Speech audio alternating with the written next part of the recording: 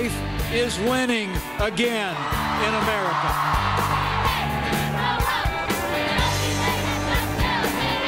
It is no coincidence that the first right cited in the Declaration of Independence is the right to life. This administration will work with the Congress to end taxpayer funding of abortion and abortion providers. And we will devote those resources to health care services for women across America. Well, thousands of abortion opponents from around the world descended on Washington, D.C. today for the March for Life, and they enjoyed unprecedented support from the new administration. Vice President Pence became the first vice president in American history to address the march in person, while counselor to the president, Kellyanne Conway, spoke as well. President Trump expressed his support, where else? On Twitter. We're joined today by one of the marchers. Abby Johnson was once director of a Planned Parenthood clinic in Bryan, Texas. After a moral crisis, she quit, and now she campaigns against what she once endorsed. Abby, thanks a lot for joining us. Thank you so much for having me. So I got to be honest with you, I never thought of President Trump as, you know, a huge pro-lifer, an evangelical, social conservative, and yet, amazingly, they've been more supportive of this march than any Republican president I'm aware of. I mean, there's never been a vice president address one of these, Kellyanne Conway. I mean, are you surprised by this support? You know, I am a little surprised, but I'm feeling very hopeful for the future, for the pro-life movement. And you know, I'm gonna be honest, I was a skeptic, and you know, he's beginning to prove me wrong here. So I'm glad for that. What do you make of it?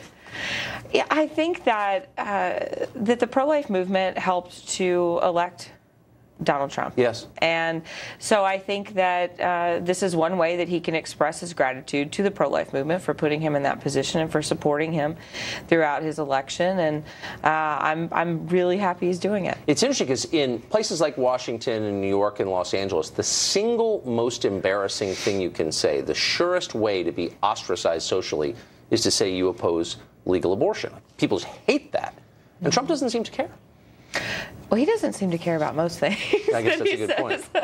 So I think he just calls it like he sees it. And, you know, as someone who experienced a conversion on the issue of abortion, I believe that sometimes people who do convert to the pro-life movement really have a strong voice because they've seen the damage that the abortion industry can do, and now they can really speak about the life issue. So President Trump has pledged repeatedly on the campaign trail anyway to defund Planned Parenthood, which takes hundreds of millions of dollars from taxpayers every year.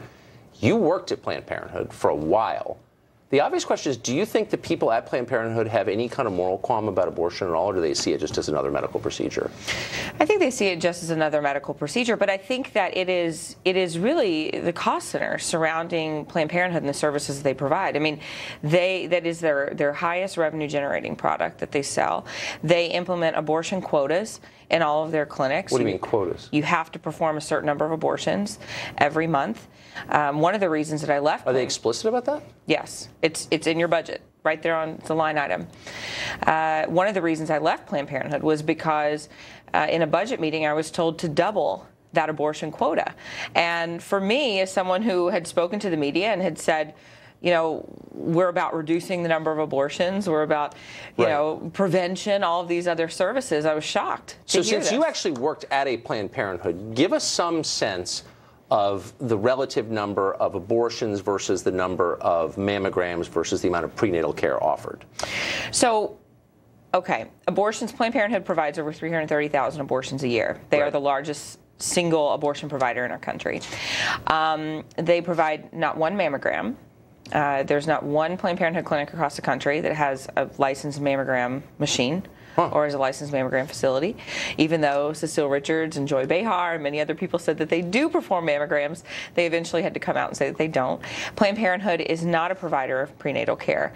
There are a few affiliates that may give out some prenatal vitamins. They might see you one time if you're pregnant, but there are no Planned Parenthood Planned Parenthoods that actually deliver children.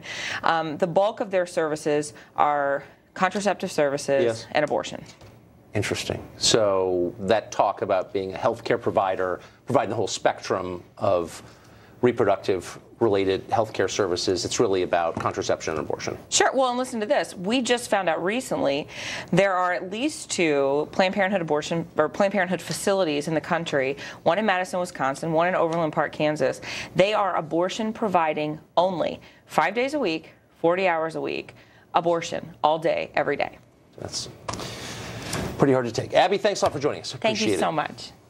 Up next, President Trump